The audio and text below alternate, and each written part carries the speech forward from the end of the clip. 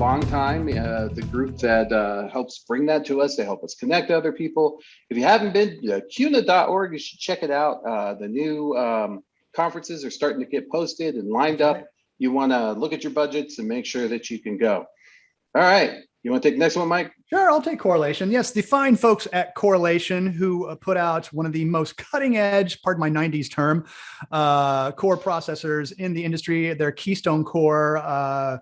Gosh, they are just, they're a whirlwind over there at Correlation. Actually, right here in San Diego, where I'm based as well. And they are doing some fantastic stuff for credit unions on the core side. So yeah, and they just had their annual client conference, their first back in-person client conference a couple of weeks ago. And it was very well attended. They were talking Linux. They were talking cybersecurity as well. They were talking just all the latest and greatest technologies, APIs, open banking, which is hot topic now. So yeah, put it all there. So yeah, if you haven't checked out Correlation, go check them out, correlationinc.com, and they are more than happy to talk to you about your core needs.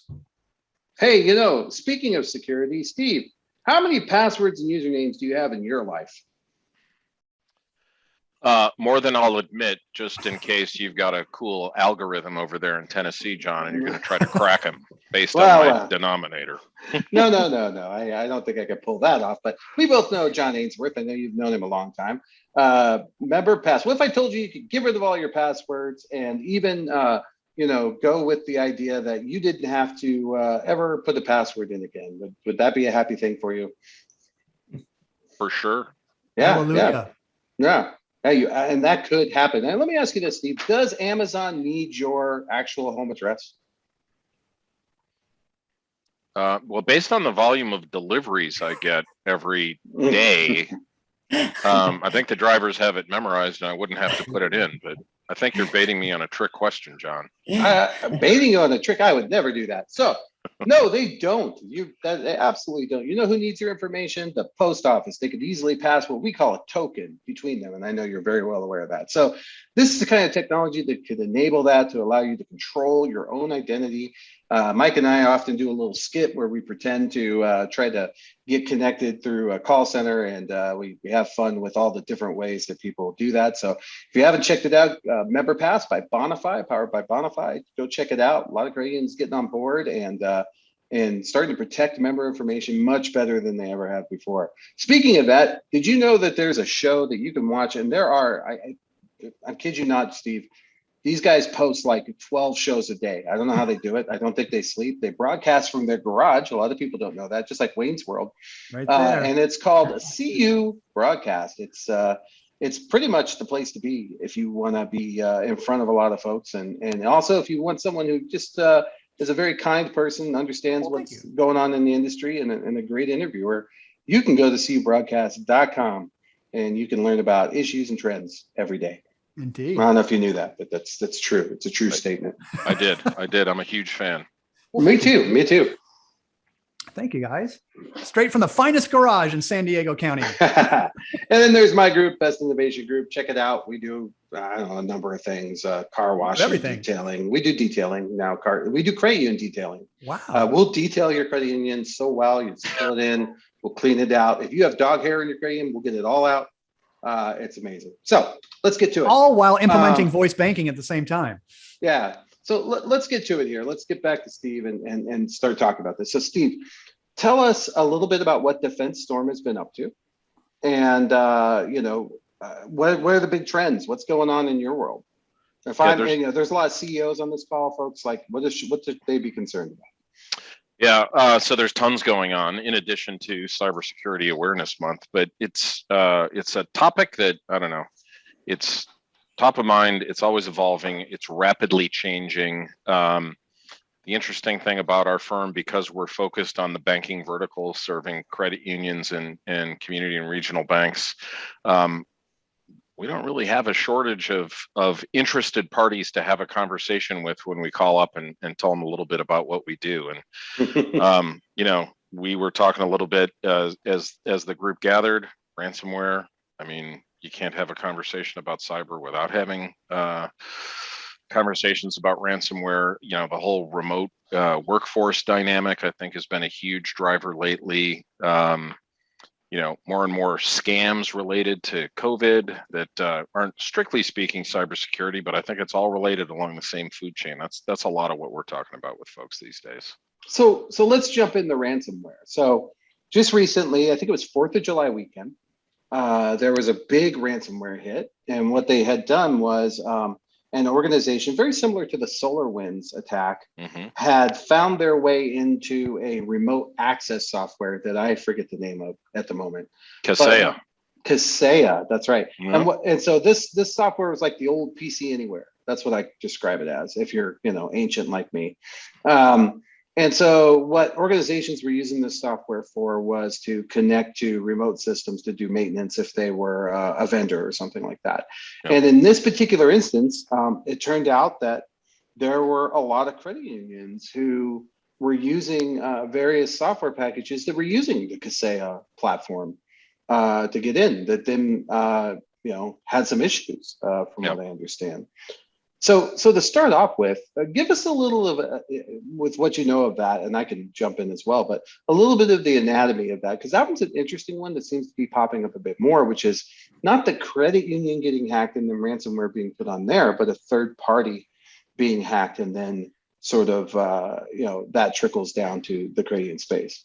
Yeah. So my disclaimer is I may be the least technical person on the call. So I'm not gonna get into the technical weeds, but it's a typical trend in hacks and ransomware, and it's referred to as a supply chain vulnerability, basically, right? So, if you think about the threat actors out there, I think maybe those of us at least that remember PC Anywhere, you get this cliche image in mind of a disaffected kid sitting in a basement somewhere with a hoodie, or maybe a garage in Southern California with a hoodie, and he just looks angry and he's doing bad things and a paddle. Or a Quidditch broom. Yeah, and he's just doing bad things on a computer. But it's not that. SolarWinds showed us it's rogue nation states. Still not 100% sure which one, although we've got our strong suspicions on who that one was. But it's organized crime, right? Like, I don't know how many folks on this call have ever actually seen the dark web.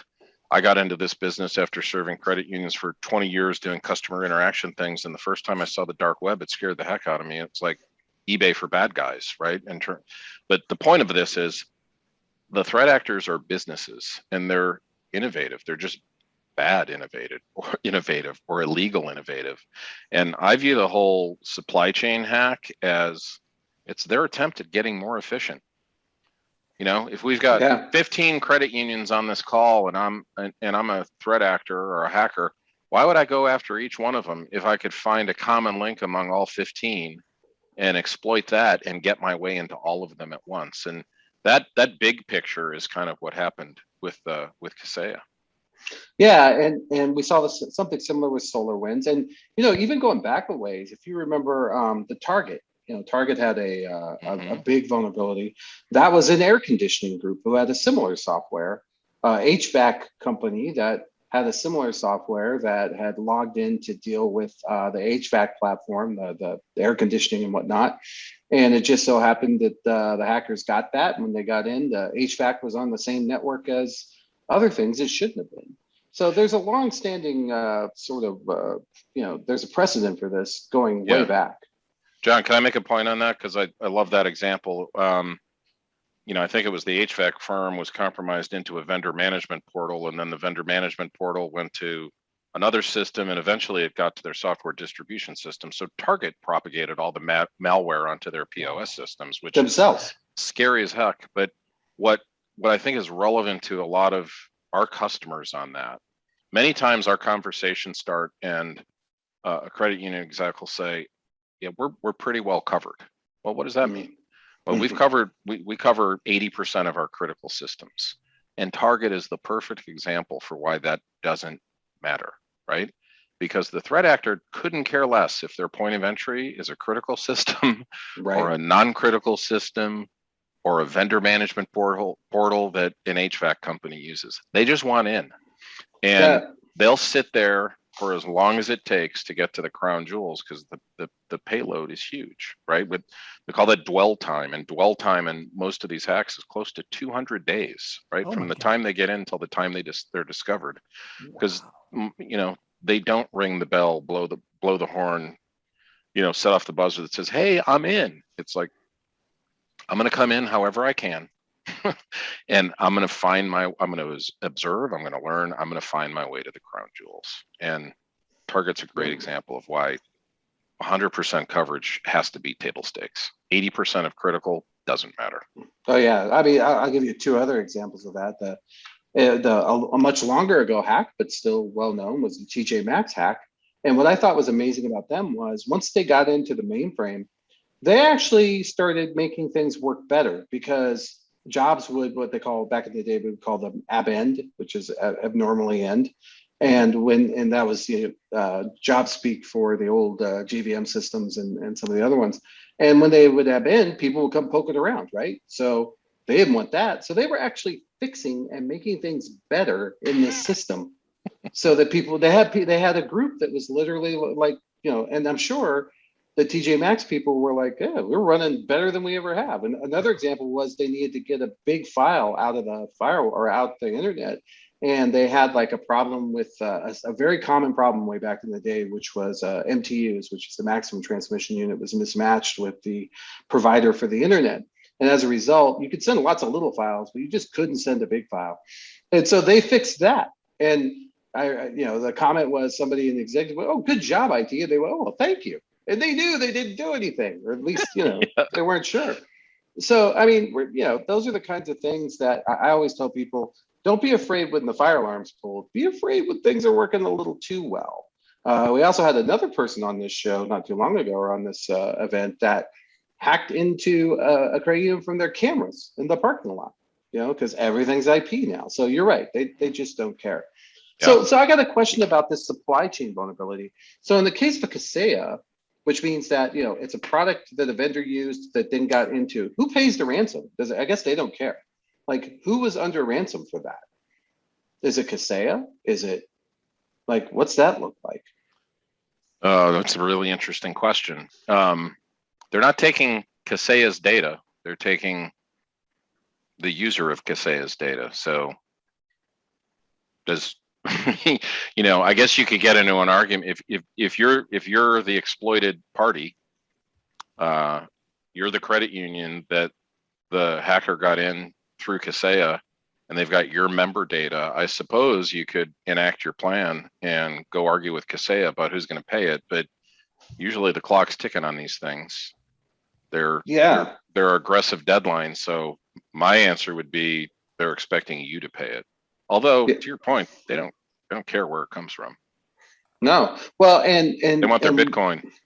And who does the credit go after afterwards? And let's go back to that.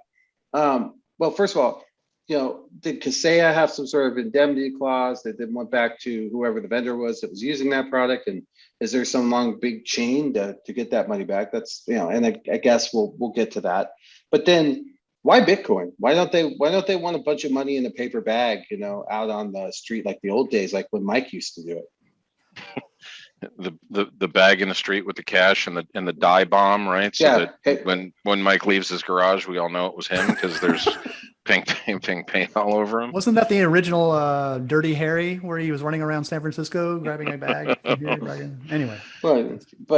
But I mean, why Bitcoin? Why is that the standard for this? Why do they want to be paid in Bitcoin? Well, I think it's harder to trace. It's harder to track down. It's easier to move anonymously, right?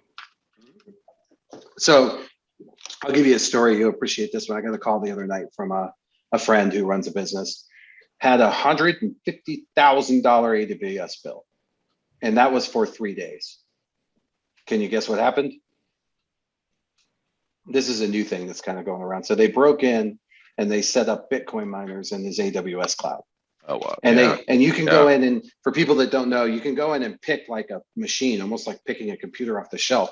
The bigger and the more power the machine runs, you could literally spend $1,000, a half hour on a machine.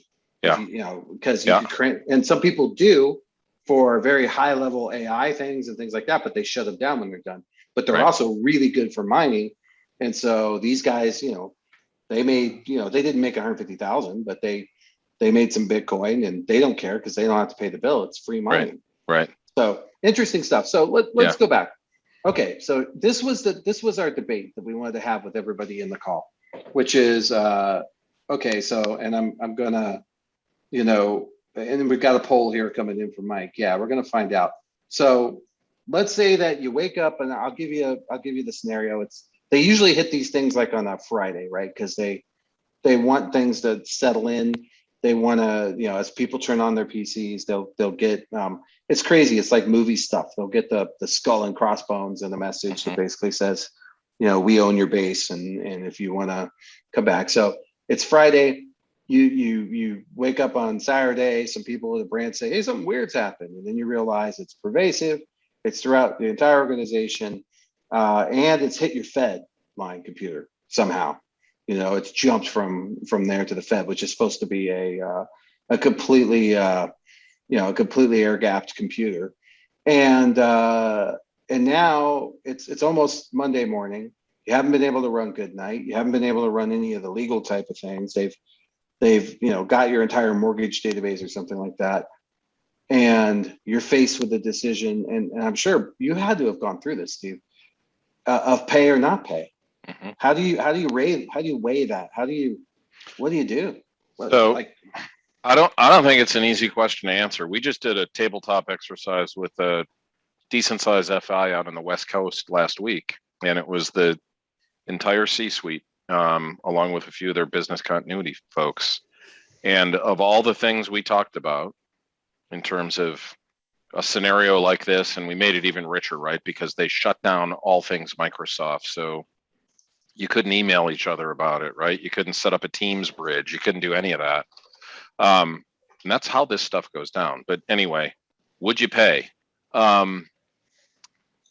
This was the ping pong within the C-suite the whole time. I'll give you an example of one of the answers, and then I don't know if you're looking for participation from the crew. So I don't. No, we absolutely will. We're gonna bring up everybody. Their chief risk officer was a former special forces guy, and his joke was kind of like yours. Like you referenced the bomb. I know you weren't talking about a literal bomb, but he said, pay him and we'll go find him, and I'll put a team together and we'll go find him in 3 days. But his real reason for saying pay them was he looked back at the what was it, the Chesapeake breach? No, Colonial Pipeline.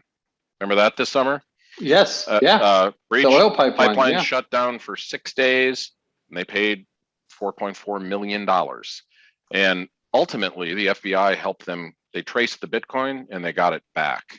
And so in this case, the CRO said, pay it. We'll rely on the FBI and we'll be able to get it back.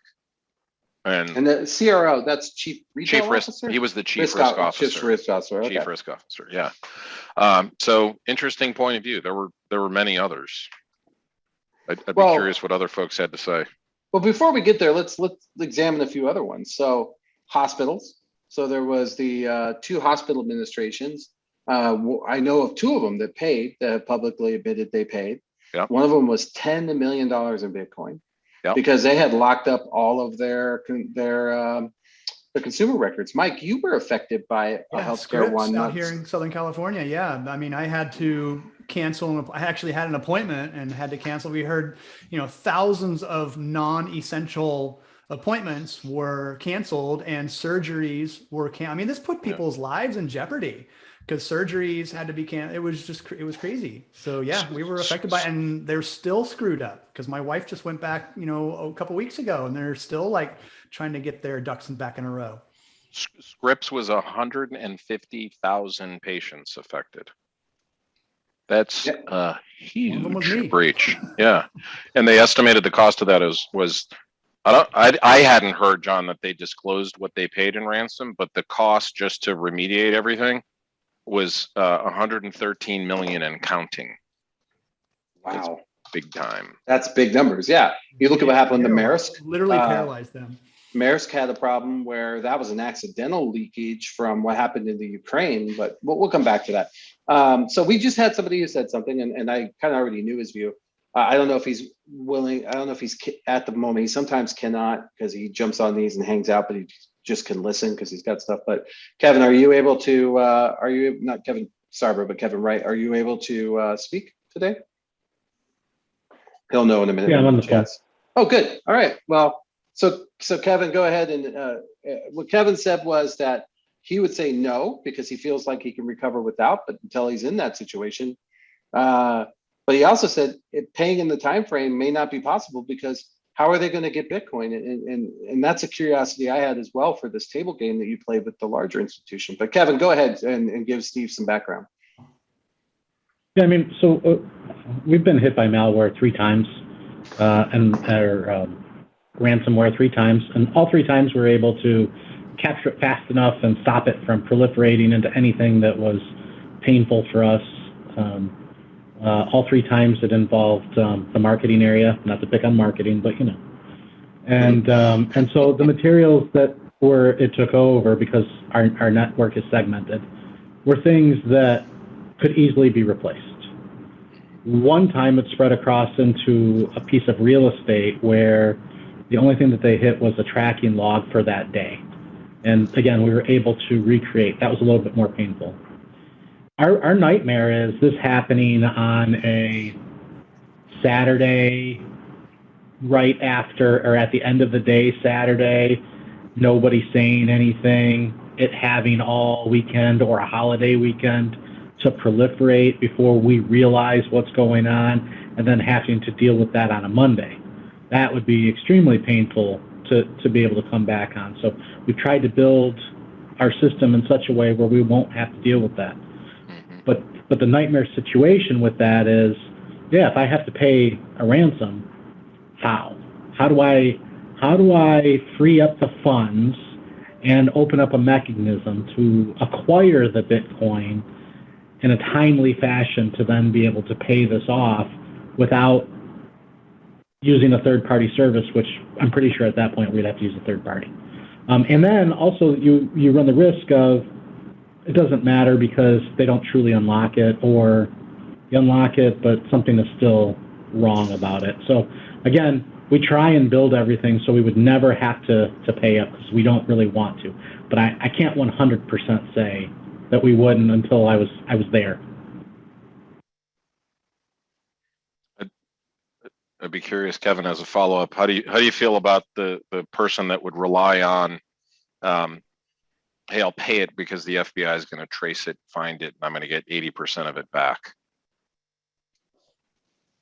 I mean, I think that's great if that actually happens. I've heard of one case where that's happened. It generally doesn't, because if the FBI traces it back to a nation state, so what? Like, right. I'm not getting any of this back. Right. And again, they're just, why we like to think that they're really good. They're only so good. Yeah. So, yeah. I wouldn't pay it in those terms. Again, ultimately, it's put things in place so that I don't ever have to pay it. But in my worst case, my nightmare scenario, I don't know of a way that I'm going to be able to get around that. Like, a weekend would be really tough. A day I can come back from. I can generally recreate transactions. There's logs. There's things that I would be able to get to. Mm-hmm. But if it was a whole weekend, there's just too much activity to be able to easily come back from that. Mm-hmm. And they do tend to pick the holiday weekends. And we saw the same thing back in the phishing days because they figured no one would notice. And even if they did, they wouldn't be able to get to it as fast, and they'd get the whole weekend. It's like a skimmer, you want the skimmer to be on the platform as long as you can.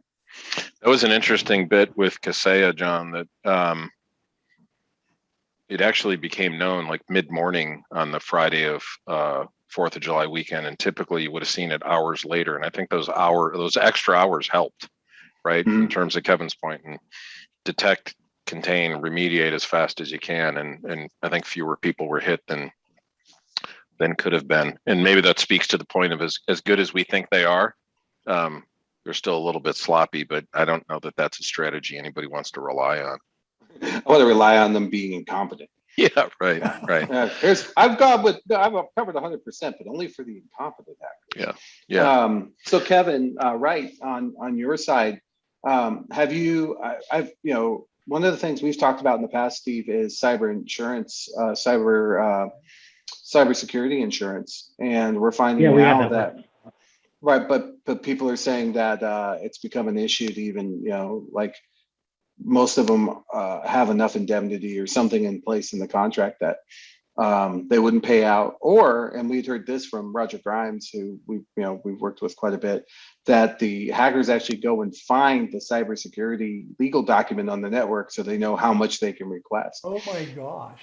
Interesting. We'll have both of those. Yeah. Well, the other dynamic we've seen with some of our clients as well is as these policies renew or as they're trying to expand them to include different incidents, there are more and more exclusions included in them.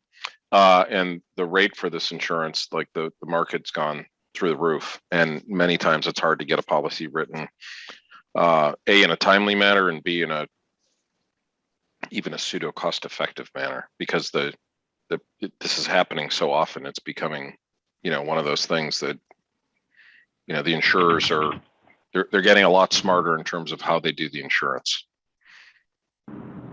So one of the things I've heard, and this was actually interesting. So this was in this particular instance, it was ransomware, but the ransomware was also related to they captured data and basically said would threaten to release it. And this was with I want to say it was the DC Metropolitan Cops or Police Department, and they actually showed that the bad guys released the chat because it was interesting how business-like they were.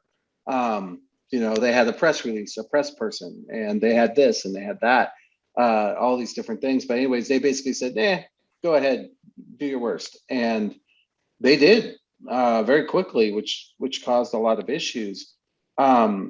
So, to Kevin's point, what I've seen people do is the calculus on how long it would take them to get back up and how much money they could lose there versus how much money they could pay to get back online sooner.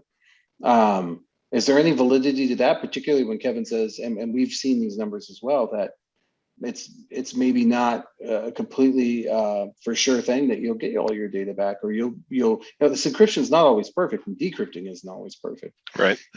Well, and then there's the trust issue, right? So you're dealing with a sophisticated bad actor, but Mike and I talked about this the other day. It's not like they're Better Business Bureau endorsed, right? And so when they tell you, what's your rating on your ransomware attack? Pay me $500,000 in ransomware and I'll give you the decryption keys.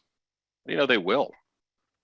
How do you know they won't come back on Monday now that they have the vulnerability, right? It's not like they're looking to build this fantastic net promoter score, or are they? I don't know. Mm-hmm. But but I mean, there's the other side that says that, okay, if no one's ever going to pay them if they don't actually follow through. I mean, if it's just known not to follow through, then no one's ever going to pay. Right. And they do want that money because, I mean, that's how North Korea funds its. I mean, I guess from what I hear. Allegedly, everything I say is allegedly. Just add that in front of it. That's my disclaimer. But that's how state actors fund a lot of this stuff. I mean, look back at Sony was an example with that movie about the Korean dictator Kim Jong-un. That was another example of it was really more about the money than it ever was about being concerned about what the movie did or anything like that. Right.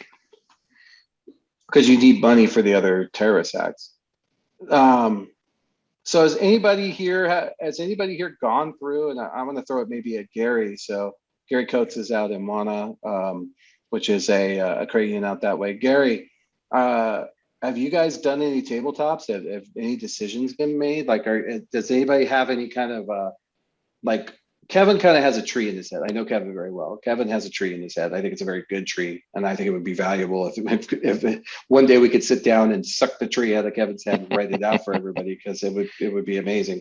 But it's not going to be the same for everybody. Their risk levels and what they have. But has anybody had that tabletop? And by the way, do you do tabletop games with people regularly like this, Steve? Do is for that something? we do for our customers. It's not really a standalone piece that we do because we're more of a platform provider, but we do it for our clients. We also recommend that we don't, if I've got a 7-year relationship, you don't want me doing your tabletop every year. Yeah, it's you like, know too much. Yeah. Yeah, like we get too comfortable with each other, etc. So. But you can bring me in. I'd like to do tabletop games. Okay. I'm really good at it. I played Risk every day with a bunch of Germans from the time I was 10 until I was 16. These guys would take Polaroids of the board every night before they left. They were serious. Nice. If you ever wonder why that particular country is, started 2 wars, I can explain it someday if you need me to. Well, you know what's interesting is you made that advertisement for your skills on a tabletop. I heard allegedly I'm pretty good at this. So yeah, allegedly I'm pretty good at it. I think you might have foiled yourself with your own disclaimer there, John. I'm allegedly on everything. You can just add that. I'm allegedly John Best. As far as you know, or I could be a metahuman. So going back to this, has anybody, Gary, I'm going to see if Gary will pop up. And I also saw Jim responded. Jim is the CEO of a credit union, but I know Gary, is he still on? Usually likes to talk about this, but Gary, are you there? Saw him a minute ago, but he must have had to jump off. All right. Well, let's ask. So Jim, you said you'd be in the same, Jim Yates, if you don't mind unmuting. You said you'd be in the same boat. Can you give us a scenario where you would pay, where you'd consider paying? We give the biggest consideration to paying if they actually got our data. I think that, and to get that data back, I think that would be a big motivator for us to pay. I think, hopefully, that we have the backups in place and, that we could recover relatively quickly, especially if we knew about it early. If it was sat there all weekend, who knows what the situation would be on Monday. But I think that's the situation where we would be most likely to pay. And like Kevin, I can say no, but until it happens to us, I really don't know what our answer would be. But for us to come up with the Bitcoin, that would be as big a challenge as any of it, really. We don't have any relationships to get it. Where would the money come from? If the ransom's too high, we simply wouldn't be able to pay it. Yeah, you're not. You don't have a ransomware GL, right? Right. And I mean, though you are in Wyoming, where Bitcoin laws are much better. Steve, did that get discussed in this larger institution's tabletop? If you can share that. I'd be happy to. That part wasn't discussed because ultimately the CEO said there's no way in hell we'd ever pay it. For a couple of the reasons, that have been mentioned so far. One, we've got backup. So even if they have our data, I've got backup. I've built my systems in a way that I can be back online within 6 hours. It's not worth me paying it. B was the trust issue of, I don't believe that they're going to give it back to me in a way I can use it, that they're not going to release it, that they're not going to publicize it, that they're not going to try to come back in. So why would I pay? And the third part, which was kind of interesting, was he said, aside from the ransomware, all of my other costs are going to be the same, right? I'm going to have to credit monitoring for all my members, right? All the data restoration, the changes I'm going to need to make to my infrastructure environment, all that dwarfs what I'm going to pay in ransomware. So I'm going to pay that regardless of whether or not I pay the ransomware. I'm not going to pay these guys. So I guess that's why Bitcoin came off the table in that conversation. Interesting take. So if I said to them, in my alleged tabletop defense, and said, that's great, but I'm going to release every credit card you have, all the digits, all the data, all the track-through data, everything into the dark web tomorrow, which would force a complete reissue of, let's say it's a fair size institution, 60,000 cards to all 60,000 people. That wouldn't have changed their mind. In this case, I think they thought they needed to do it anyway.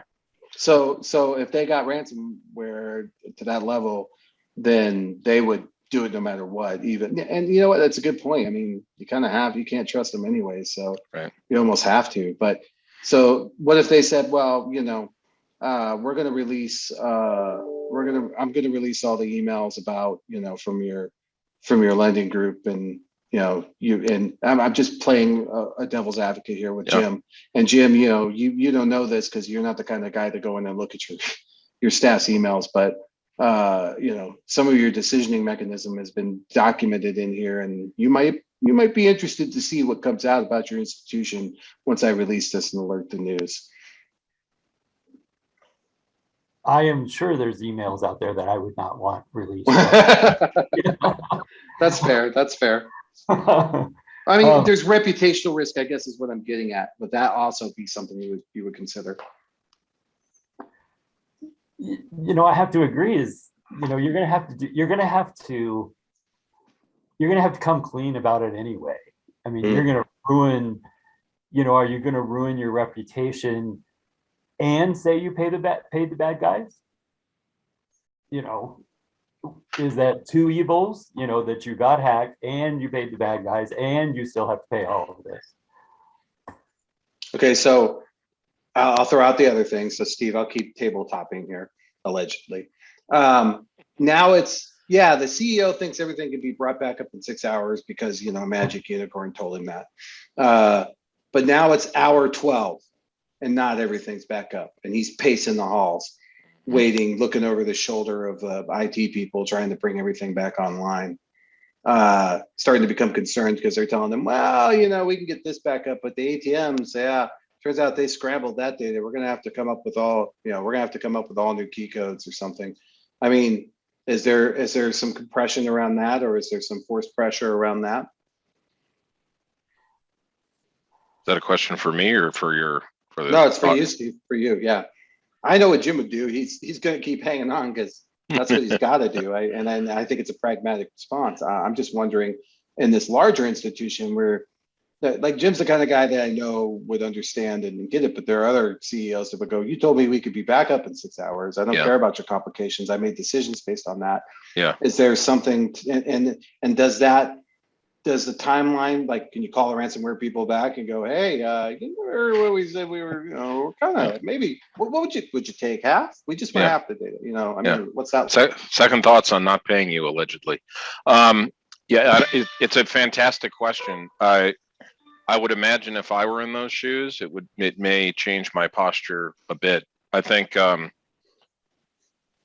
the risk of this being a cop-out answer, I think this is why it's so important to do these tabletops with some frequency, because the situations change, the tactics change, the scenarios change, right? And have you contemplated that, right? Have you contemplated the what you laid out, which is, great, your email's back up and running, your public website's back up and running. We don't know what the hell we're going to do on ATM. Does that change? And I think we can't get debit back online.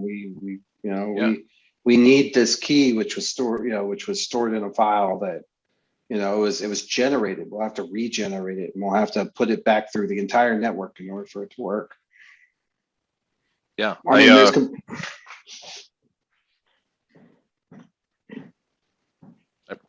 For me, a scenario like that may change my posture. Okay. I'm just trying to think it through, from the perspective of, because this whole, I've got everything covered, and I trust me, I believe Jim, I believe Kevin, I know these guys, but there are a lot of folks who said they got everything covered, who hired us to come in and look at things, and we go, well, wait a minute, there's a dependency here. You guys know about this? Oh my God, no. And, but you don't want to find that out for the day that, this happens. For sure. And just for clarity, like in the example I'm giving, it wasn't as simple as the CEO saying, I've got all this covered. It was into the weeds of how specifically are we bringing up each component? Where specifically are we getting the background? It was down to the point of, hey, to get a certain key that's stored in our main facility, and oh, by the way, when they brought down our network, it brought down the badge access system, and you don't have a way to get in. So where are the physical That's the kind keys of stuff I'm into the building, right? And so you need to contemplate all of that, because it's easy to say, oh, we've got redundancy and we've got a hot backup site, we'll be good to go. Well, have you thought about it at that level? And suddenly it was like, wow, who has the keys? Well, we Yeah, know where the it's- key, we know where we actually know where the key, well, how about for our remote location in Colorado? Yeah, they'd have to go to a property manager. Is the property manager documented in our incident response plan? Like, do we know who that is and how to get in touch with them 24/7, 365 if we've got to get the key to that other? No, well, we better change things and document that. So I think that's where you're going with your provocative what if, and this is the kind of stuff that has to be considered. I'm gonna what if again. Uh-oh. So what if, let's say you have a subsidiary, let's say it's, I don't know, Visa DPS. And, or I'm just making stuff up. Let's say it's, C Broadcast Inc. And when the ransomware hit, like Kaseya, it traveled upstream. So now, and you're all tied together in the same boat to some extent because you have common data. Does that, okay, so now someone else is tied to your problem. Like, do they get a say in this decision? Like, oh, you just said you weren't going to pay them and reback everything up. They just cost my group, a freaking 10,000 hours of work. So I'm going to bill you for all bit of that. I'm just trying to, because the other challenge you have is that everything is so globalized and interconnected that, and we proved that with the Ukraine incident. For those of you that don't know what happened in Ukraine, there was a software meant to attack the Ukraine developed by purportedly a Russian group.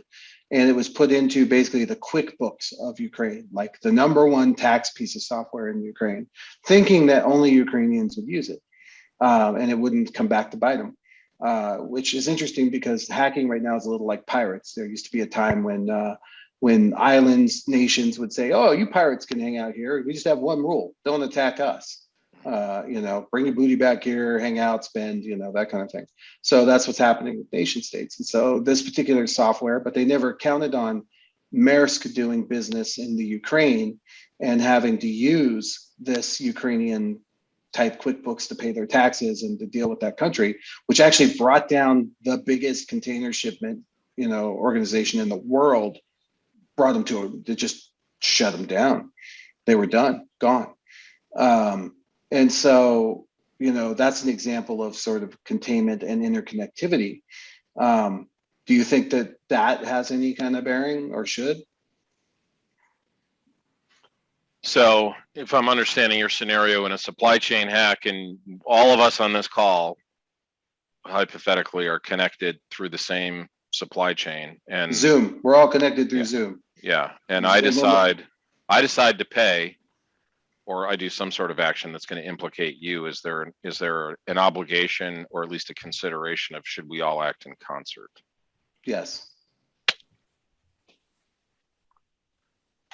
I would say it's an interesting theoretical. I think practically the scale of these supply chain hacks makes it impractical, right? I mean, think about how many were impacted by SolarWinds and how complex that web was. I don't know if there's time to consider that in, because don't forget, when it hits, the clock's ticking, right? Mm-hmm. What's the standard time? What's the standard time? I don't know. I'm going to have to go back to that Better Business site for hackers and see how long the standard time is for ransomware. But I mean, in most hypotheticals we run, it's about a 12-hour period or less, right? It's not a ton of time, right? And I think that's the challenge of the supply chain hack. If you go back to my premise that, hey, this is these guys getting more efficient, they're not looking to hit 15 of us connected through Mike Lawson's CU broadcast. They're looking to hit 1,500, right? And get as much bang for the buck. So I'm not sure how you coordinate that. Well, they started off with that, right? They started off hitting just, used to be, so 72 hours was the one that was the what do you call it? And which, by the way, lines up with the weekend. But that starts from when you hit it. But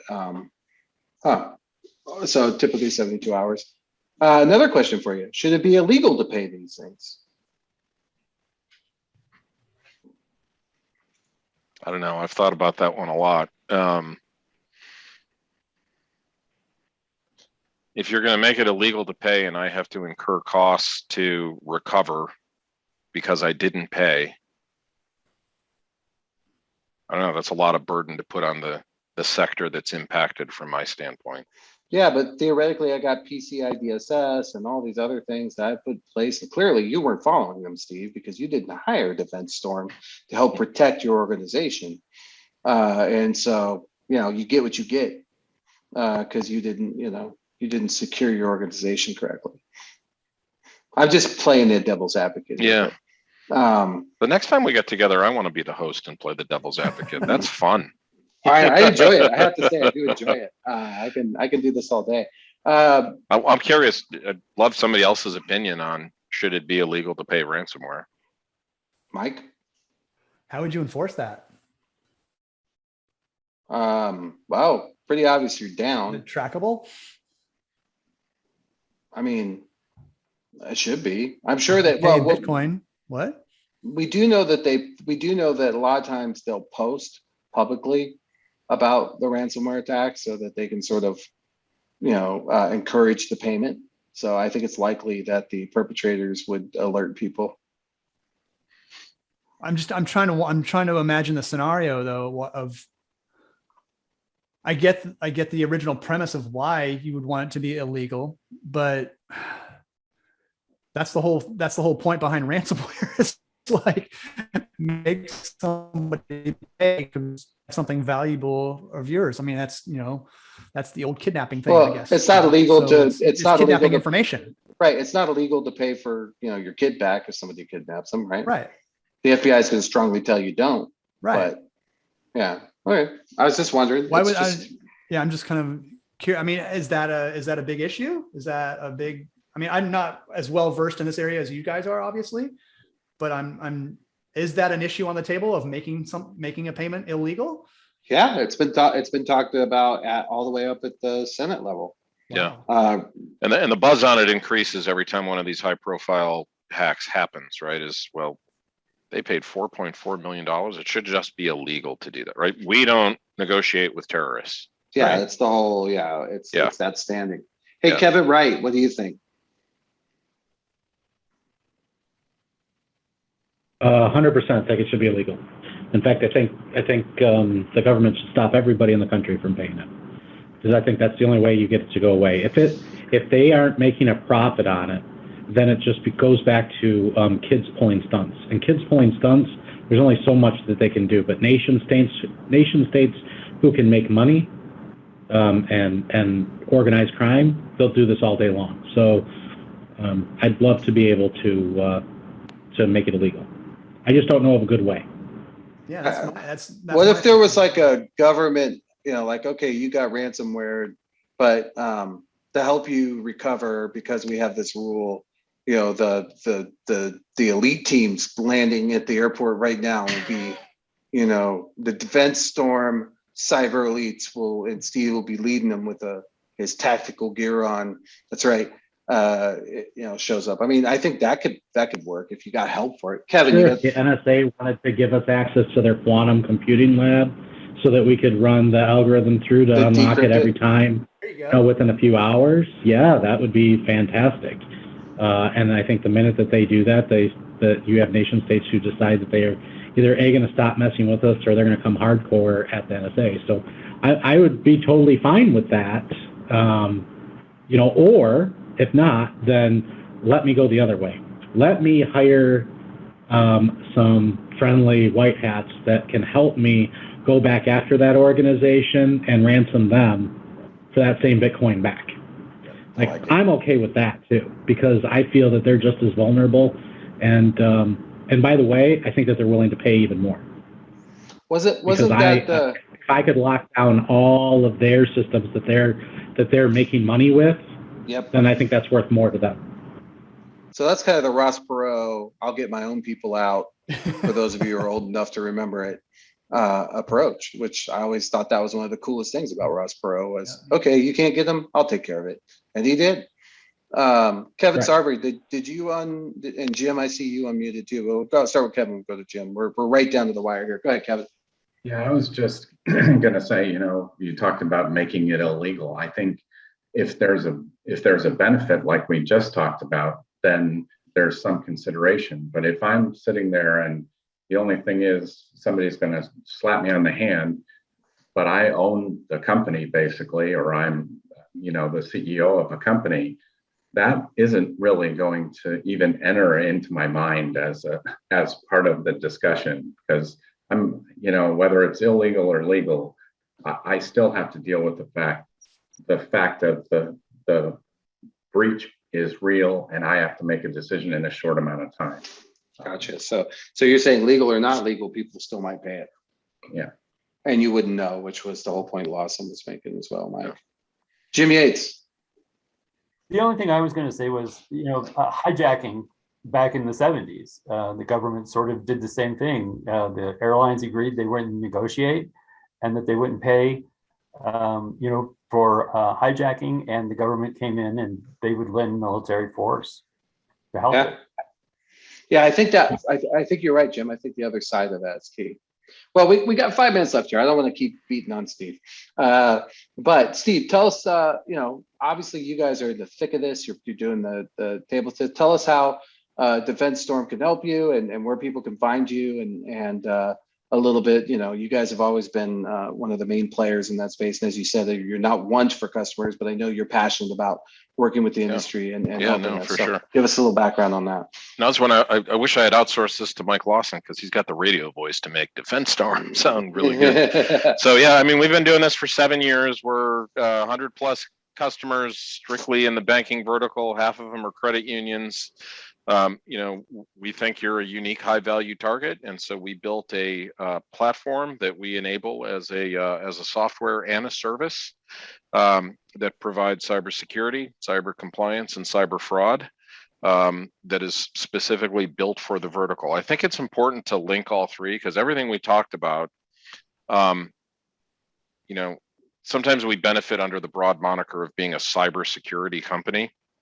But in a lot of conversations that I have with credit union execs, it's, you know, why do you care? And what we're talking about today is why you care. This and fraud, right? And so, you know, we very purposely have kind of linked these three different use cases to what we do, because, you know, watching the perimeter, watching the infrastructure, it is really important, and finding those anomalies when in the context of 200-day dwell times, it's hard. There's, you know, our customers log on average 78 million events a day. I don't care how big your team is, you can't track that. So we've got to be the eyes and ears to that. How else do you ensure that, you know, if your people are the weakest link, that, you know, you're doing all you can to keep them safe and sound? Well, we believe in a culture of compliance, and we believe in building that by asking 3 questions. Are we doing the right things as a credit union? Are we doing them correctly on time? And how do we know? How do we measure that risk in real time, not just every 12 or 18 months when my examiners come on and give me the exam, but how do we measure it just the way we measure, you know, all the other risks that we're super good at? And then the last part, fraud, is if you believe the premise that it's not if, it's when, and I'm sure most of the folks on this call have seen increased incidents of fraud. The whole reason we're watching it, the whole reason we're talking about, the whole reason we care is, you know, the crown jewels that you have, the data on your members and the funds you keep on deposit. That's what these guys are after, right? Ransomware is, we spent a lot of time on ransomware, but it doesn't have to be ransomware. They can go exfiltrate data and go sell it on the dark web, and that's their primary business model, right? They can go abscond funds and use it to fund more of these operations. That's a big part of their business model. And so we help stop that in real time. And the combination of those 3 pillars is really what's made us a compelling choice for credit unions across the country in the last 7 years. So, well, and you know, there are a lot of security companies, and not all of them are focused on banking. And banking, as you pointed out, is a unique proposition. I put up your website there, but I'll just throw it on there. I know you can find awesome. it on LinkedIn, Thank you. and all the other places. And we appreciate you taking the time today and letting me allegedly throw some ideas around and come up with a plan. Yeah, no, it was fun when Mike and I talked the other day. He said, we do it for an hour and it goes fast. And I can't believe, when you started wrapping up, I was like, what's he doing? Oh, we have 2 minutes left. So yeah, I appreciate the opportunity and great conversation. Yeah, we hope you'll come back. We know there'll be more threats on the rise, and I think there's a lot we can learn from you. So thanks, everyone, and have a great day. And thank you, guys. Check out DefenseStorm. Thank you much. Take care. Bye-bye. Well done, lads.